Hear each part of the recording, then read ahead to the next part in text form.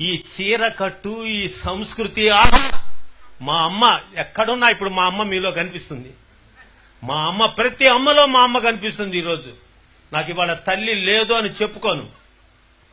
మరి మీరు మాతృమూర్తి, మీ బిడ్డలకు ఎందుకు ఇవ్వటం లేదు స్ఫూర్తి?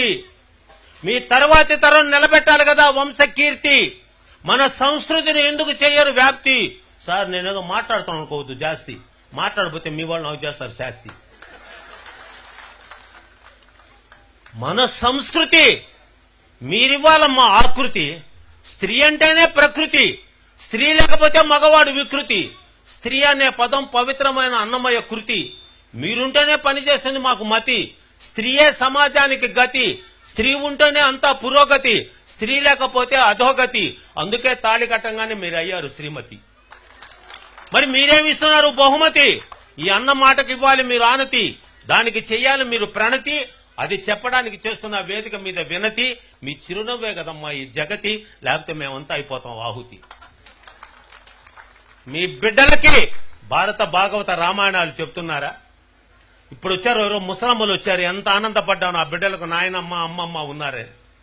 పెరిగిన ఫ్యాషన్లో వృద్ధాశ్రమాలలో కూర్చోబెట్టి పసిబిడ్డలకు చెప్పవలసిన పాఠాలన్నీ కూడా పక్కకు పోయి వాళ్ళ బాధల్ని వివరించడానికి ఒక అమ్మమ్మ నాయనమ్మ లేని ఈ ప్రపంచంలో ఎలా ఉంటుంది వాళ్ళ బ్రతుకు?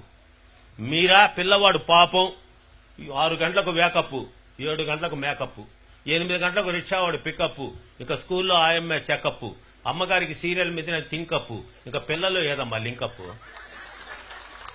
మీకు మనసు మమత లేదమ్మా, వాడికి ఆ మొగలు రేకులు గుచ్చుతారా? ఒకరికి 2 ఉన్నారే, మీరు నాతి చరామి అంటిరే. మరి మీరు నాగినిలాగా బుస్సని కాటేస్తే ఎట్లమ్మా?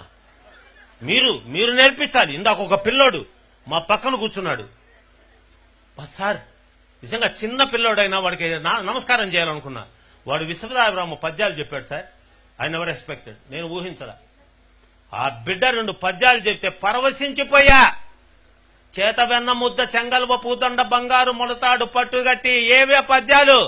తమ తమ నెలవులు తప్పిన తమ మిత్రుల శత్రువులౌట తథ్యము సుమతి. తెప్పలుగా చెరువు నిండిన కప్పలు 10,000 చేరు గదరా సుమతి. హేమంబు కూడబెట్టిన భూమిశల పాలు అవు భువిలో సుమతి. చీమలు పెట్టిన పుట్టలు పాములు కెరుకైనట్లు పామరునుందగాని ఎవరు చెప్తున్నారు? ఎక్కడ మాట్లాడుతున్నారు? భారత భాగవత రామాయణాల ఔపోసన, అది హిందూ సాంప్రదాయ ఆరాధన. నేటి బిడ్డలకు లేదని ఆవేదన. మరి మీరు అందరూ అర్థం చేసుకోరే నా వేదన.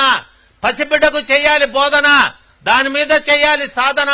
అప్పుడు తెలుస్తుంది తల్లిదండ్రుల యొక్క ఆస్వాదన. అది వాళ్ళకు సరి అయినటువంటి లాలన.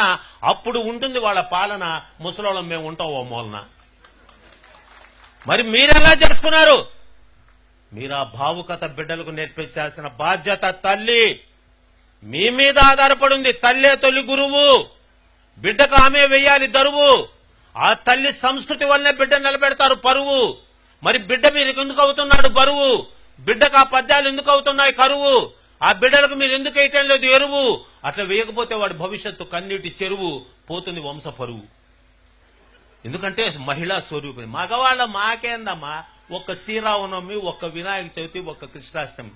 మరి నీకు నవరాత్రులు. ఆహా, 9 రోజులు ఆడబిడ్డకి ప్రపంచమంతా ఘనంగా అమ్మా అని నోరారా పిలుస్తూ 9 రోజులు అమ్మను సేవిస్తున్నారంటే స్త్రీ యొక్క విలువను అర్థం చేసుకున్నాము. మేము స్వామి పాత సినిమాలు చూసి మేము మారాం.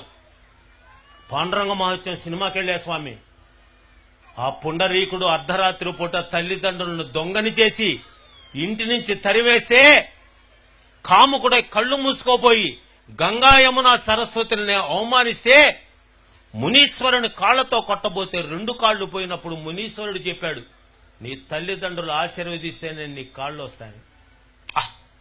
అప్పుడు అన్నా రామారావు గారు, మారిపోతినమ్మా నా గతి నెరిగితినమ్మా, మీ మాట దాటనమ్మ ఒక మారు కనరమ్మా, మాతా పిత పాద సేవే మాధవ సేవేయని మరువనమ్మా, నన్ను మన్నింపగరారమ్మా అమ్మా అమ్మా. 7వ తరగతి చదువుతున్నా, థియేటర్లో పెద్దగా ఏడ్చేశాను. ఆ రోజే ప్రణామం చేసుకున్నా, నేను పెరిగి పెద్ద నా తల్లిదండ్రులకు సేవ చేసుకోవాలి. చేసుకున్నా. అయితే నేను సేవ చేశానంటే అది సొంత డబ్బు అవుతుంది. నా ఇల్లాలు పక్క నుండి అత్తగారిని అమ్మగారిగా చూసుకొని సేవ చేసి ఆమె కనుమరుగైనా ఇప్పటికీ కన్నీళ్లు పెట్టుకొని అత్తయ్య వెళ్ళిపోయావన్న ఇల్లాలని తీసుకొని వచ్చి నాకు కట్టబెట్టింది కూడా అమ్మ, స్త్రీయే.